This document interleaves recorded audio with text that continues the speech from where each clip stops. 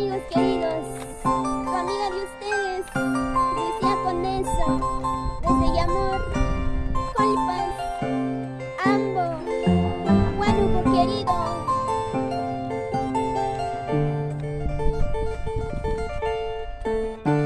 Porque tú andas hablando, que mi amor no te merece. Porque tú andas hablando, que mi amor no te merece. Pues anda, vete, no vuelvas a molestarme.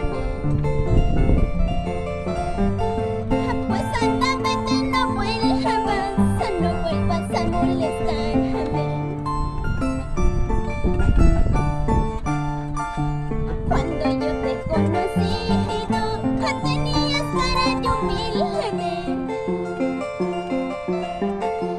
Cuando yo te conocí, tenías cara de sonso.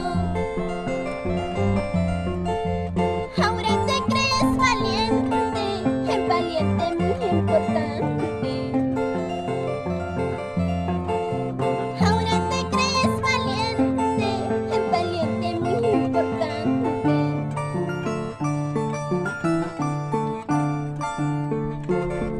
Esta canción con mucho cariño.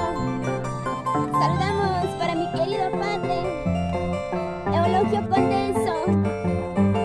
Albañilería en general, se realiza todo tipo de trabajos de construcción. Nos vamos por Ambo, Huánuco.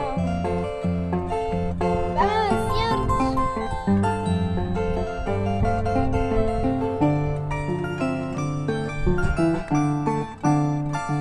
Porque tú andas hablando, que mi amor no te merece. Porque tú andas hablando, que mi amor no te merece.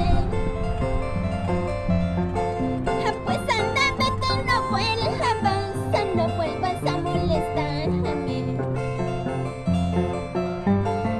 Pues anda, vete, no vuelvas a molestarme. Cuando yo te conocí, tenías cara de humilde. Cuando yo te conocí, tenías cara de sonso. Ahora te crees valiente, valiente muy importante. Ahora te crees valiente, valiente muy importante. Dices que eres valiente, valiente muy importante, pero no vales nada, tampoco para el amor. Dices que eres valiente, valiente muy importante, pero no vales nada, tampoco para el amor. Eso. Vamos ahí, George. Saludamos para Marco Poma, vernos siempre por Chavenillo, Huánuco.